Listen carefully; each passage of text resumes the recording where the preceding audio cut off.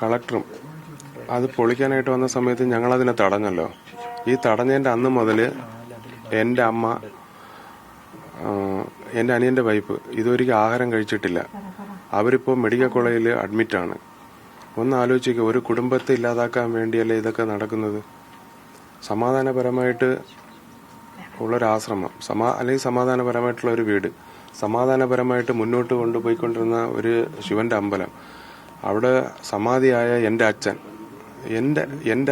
എന്റെ അച്ഛനെ കുറ്റം പറഞ്ഞവരോട് എന്റെ അമ്മയും എന്റെ അമ്മ എല്ലാവരും മെഡിക്കൽ കോളേജിൽ ഹോസ്പിറ്റലിൽ അഡ്മിറ്റാണ്.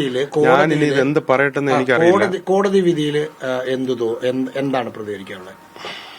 കോടതി വിധി ഞങ്ങൾ അറിഞ്ഞിട്ടില്ല. കോടതി പറഞ്ഞു ഇത് പൊളിക്കുന്നതിലൊരു തടസ്സവുമില്ല, പൊളിക്കാം ജില്ലാ ഭരണകൂടത്തിന്.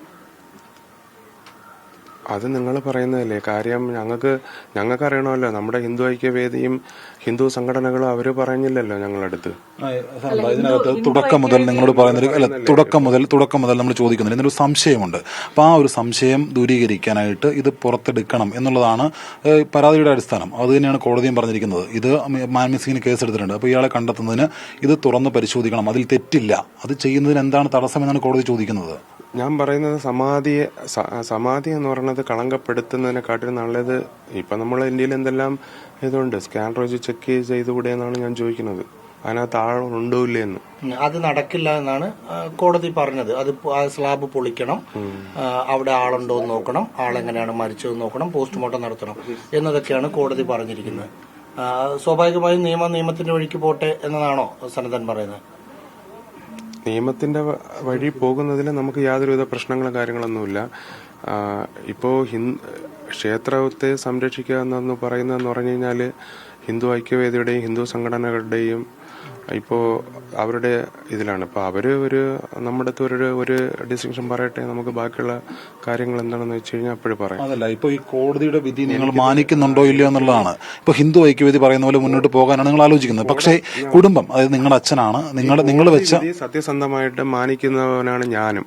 പക്ഷെ എന്നിരുന്നാൽ തന്നെയും ഇതിപ്പോ എന്ന് പറഞ്ഞു കഴിഞ്ഞാല് ഇപ്പോ ക്ഷേത്രത്തിലുള്ള ഹിന്ദു ആചാര്യം അനുസരിച്ച് ഹിന്ദു ഐക്യവേദിയോടും ഹിന്ദു ഐക്യവേദി പറയുന്നത് നിയമപരമായിട്ടുള്ള നടപടികളുമായി മുന്നോട്ട് പോകണം എന്നുള്ളതാണ്. ഞാൻ അവരെന്നെ ഇതുവരെ കോൾ ചെയ്തിട്ടില്ല. ഞാൻ അവരെ വിളിച്ചിട്ടുമില്ല.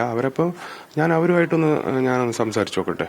ഓക്കെ, ആ സംഘടനകൾ നിങ്ങൾ പ്രശ്നമൊന്നും ഉണ്ടാക്കരുത് എന്ന് പറഞ്ഞാൽ നിങ്ങൾ സമ്മതിക്കും സ്ലാബ് പൊളിക്കുന്നത്? ഞാനിപ്പോ ഒന്നും പറയില്ല. അത് അപ്പോഴ് നമുക്ക് നോക്കട്ടെ.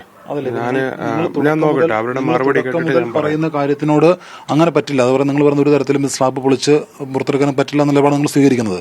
പക്ഷെ അത് അങ്ങനെ പാടില്ല. അതങ്ങനെ പുറത്തേക്കെടുത്ത് പരിശോധിക്കുക തന്നെ ചെയ്യണമെന്നുള്ള കോടതി സ്റ്റാൻഡാണ്. അത് അംഗീകരിക്കുകയല്ലേ ചെയ്യേണ്ടത്? ശരിക്കും പറഞ്ഞു കഴിഞ്ഞാൽ ഒരു സമാധിയെ വ്രണപ്പെടുത്തുക എന്നാണ് ചെയ്യണത്. ആദ്യം ഈ ക്ഷേത്രത്തില് ഒരു സമാധാനപരമായിട്ട് പോകുന്ന ഈ അമ്പലത്തെ